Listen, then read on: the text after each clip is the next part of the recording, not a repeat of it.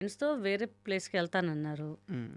Cut చేసి వేరే ప్లేస్‌కెళ్లారు. అంటే వాళ్ళు వాళ్ళు డిసైడ్ చేశారు. కొంతమంది వస్తా అన్నారు. కొంతమంది రానన్నారు. అప్పటికప్పుడు వాళ్ళు వేరే ప్లేస్ డిసైడ్ చేసుకున్నారు.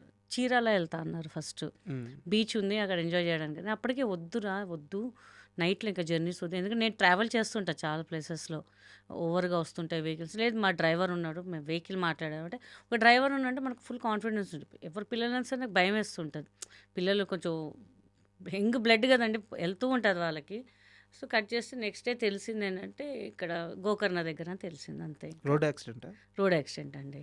హ్మ్. నలుగురు స్పాట్‌లో యాక్చువల్లీ 8 మందే ఎళ్తానను నలుగురెళ్లారు. రోడ్ యాక్సిడెంట్ అయిపోయింది ఇంకా. నలుగురు చనిపోయారా? నలుగురు స్పాట్‌లో చనిపోయారు. అది మధ్యాహ్నం మా సిస్టర్‌తో మాట్లాడుతుండగా అరౌండ్ 1:30కి మాట్లాడుతుంటే 1:42కో 43కి యాక్సిడెంట్. హ్మ్. అది ఫోన్ కట్ అయిందంటే మేము పెద్ద పట్టించుకోలేదు. ఈవినింగ్ కాల్ చేస్తుంటే ఫోన్స్ అన్ని స్విచ్ ఆఫ్. చీరాల ఎళ్లారు కదా! బీచ్‌లో ఆడుకొని ఉంటే టైర్డ్ అయ్యి ఉంటారులే ఛార్జింగ్ అయిపోయిందంటే మేము అట్లా అనుకున్నాం ఇక. నైట్ 11:30కి తెలిసింది ఇలా అని చెప్పి. అప్పటికి న్యూస్‌లో వచ్చిందంట హ్మ్. అసలు నేను పెద్ద పట్టించుకోలేదు. మాకు మాకు మాకు తెలీదు. మనం ఏంటంటే ఓన్లీ యూట్యూబ్‌లో ఇవన్నీ చూస్తాం కాబట్టి అని చెప్పి మాకు తెలీదు. నైట్ 11:00 తెలిసింది ఇంకా అలా. నేను యాక్చువల్‌గా ఈ ఇన్సిడెంట్ జరిగినప్పుడు చాలా చిన్న ఛానెల్‌లో వేరే దగ్గర వర్క్ చేస్తూ ఉన్నాను. ఇన్సిడెంట్ జరిగిన కొన్ని గంటల తర్వాత గీతా సింగ్ కళ్ళు తిరిగి పడిపోయారని కొంతమంది, గీతా సింగ్ కూడా ప్రమాదం అంటే ఇంచుమించు గీతా సింగ్ కూడా చనిపోయారు అని చెప్పేసి కొన్ని స్క్రోలింగ్స్, బాధ తట్టుకోలేక పడిపోయారని కొన్ని స్క్రోలింగ్స్ ఇలా నడిచినాయి.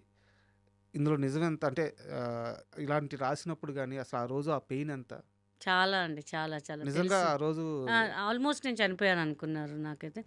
వాళ్ళ ఫ్రెండ్ బాడీ చూసినప్పుడు నేను పడిపోయా అక్కడికెళ్ళినప్పుడు హాస్పిటల్‌కి.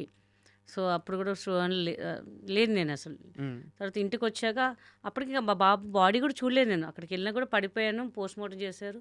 మా ముందు వెహికల్ పోతే నాకు ధైర్యం కాలేదు ఎళ్లి చూడ్డానికి కూడా అసలు. ఇంటికొచ్చాక 1:00కి దగ్గర దాకెళ్ళి పడిపోయా ఇంక నేను. చాలా ట్రై చేశా లేపడానికి. వాటర్ కొట్టారు. ఇంక హాస్పిటల్‌కి తీసుకెళ్దామా అన్న లెవెల్‌లో అయిపోయారు. తర్వాత కొంచెం, కొంచెం కళ్ళు తెరవంగానే కొంచెం ఇదిగా అయిపోయారు. లేకపోతే నేను కూడా చనిపోయారనుకున్నాను మాక్సిమం ఇంకా. అదే కొన్ని వార్తలు బయటకొచ్చినియి. నిజం అండి. నిజం. నిజం. హ్మ్. అందరూ చాలా భయపడిపోయారు చాలా. హ్మ్. సో, ఇగ మనం ఉండాలి, స్ట్రాంగ్‌గా ఉండాలి అని చెప్పేసి ఇంకా ఇప్పటికి అట్లానే ఉంటున్నానండి కొంచెం. కానీ తలుచుకున్నప్పుడు ఇంకా ఏంటబ్బా! మనకెందుకు ఇట్లా రాత అయిందని చెప్పి బాధేస్తుంటది అంతే.